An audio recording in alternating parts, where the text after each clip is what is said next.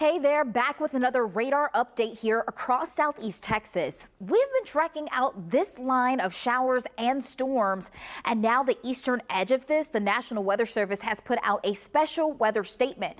That is that white box that you're seeing, and that is until 11:15 a.m. So 15 minutes left on this. This includes places Baytown, LaPorte, as well as Clear Lake, League City, Alvin, Manville, Hillcrest, Santa Fe, Dickinson. If you're in any of those communities, be mindful. Also seeing that out to Anahuac in that white box. Now, what does this mean? There could be the opportunity for some gusty winds close to 40 miles per hour. That is below the severe weather threshold, but it could still lead to some minor damages here and there, especially if you have a bad tree with a loose limb hanging that could potentially fall, things like that. On top of that, the heavy downpours making it hard to see while traveling along portions of 45 as you head to the north along 225 and 146. So once again, this continues to push through Baytown as well as LaPorte.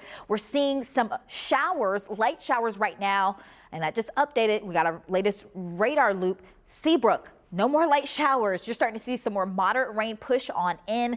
Also seeing that going to continue through portions of Clear Lake. Webster, League City also looking at that moderate to heavy rain continuing to move in. Friendswood, Alvin, as well as into Manville along Highway 6 and 35 there, even extending into Pearland. You are looking at soggy conditions. Pearland, if you're to the north of the city center, you are likely seeing some improvement. So if you're closer to the Beltway 8 side, you are looking at improvements in terms of the intensity of rain. But if you're south of that, leading along 35, going towards 288 south, you are still looking at some heavier downpours and even some lightning strikes, seeing that out to Iowa Colony as well. Going to take you back to that zoomed out picture. We are still looking at that aerial flood advisory across Harris County as well as into Fort Bend County there. So through Missouri City, Sugar Land, Jersey Village, Houston, along 90, Spring Valley, we are looking at this flood advisory in effect. Once again, 11:45. These areas have seen that same line that's positioned out to our east dump down rain, and we have more rain on the way. So the concern here is with low-lying areas seeing the chance for some flooding, some ponding. Be mindful of that. Whether you're in this green box or not, slow down on the roads. Going to take you once again back to that wide view and put this into motion over the last hour. Let's do last 3 hours. I want to really show the progression of this, these storms that have rolled through. So let's see if that'll take us. So notice here, before 8 o'clock, most of us were on the dry side, and then that swept through and it continues to press to the east. And then as you look back towards the west there on that loop, we're now starting to see some more showers and storms build out towards College Station and Brenham. And then I'm going to take you to our composite radar. So this allows us to see more than just southeast Texas. And when we get to this wide view here, you're going to notice that the showers and storms are continuing back towards our west. So as we take you into College Station, Brenham, Austin, here's that other line that I'm keeping an eye on.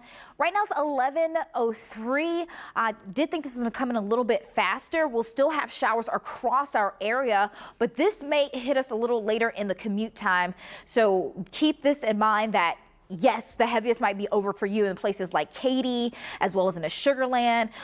Still looking pretty feisty once again across southeastern Harris County, pushing into portions of Galveston County and Chambers County and Liberty. But there's going to be some more action as we head throughout your Tuesday. I also want to show you when I mentioned that we have a decent amount of rain over the last 3 hours. Some of these areas have picked up over an inch of rain. So this is pretty impressive for sure as that first line went through. And once again, we could add an additional half an inch depending on where you are to potentially 2 inches. So 2 inches of rain reported across portions of Fort Bend County there. And let me see if I can get some cities to pop up for you so you can get a better understanding of exactly where that might be. So close to Needville, some spots over there over 2 inches. As you head into Sugar Land, just to the south of Sugar Land there, an inch coming close to 2 inches as well. Mission Bend, we also saw some good chunks of rain there. And let me just zoom on out for you.